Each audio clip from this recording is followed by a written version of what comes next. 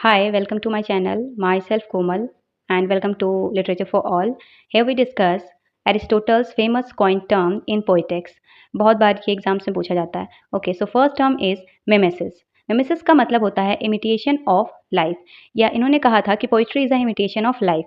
सो mimesis जो है वो टर्म का मतलब होता है इमिटेशन ऑफ लाइफ और पोइट्री जो है वो इमिटेशन ऑफ लाइफ होती है. Now second is catharsis. Catharsis भी बहुत बार पूछा जा चुका है. कथारसिस मीन्स इमोशनल प्योरिफिकेशन यानी कि ट्रेजिडी के अंदर कथारसिस जब फील करते हैं हम that is a emotional purification. Now third is हमार्शिया.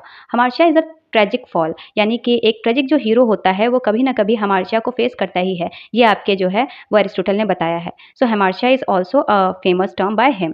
Now peripeteia यानी कि रिवर्स ऑफ फॉर्च्यून.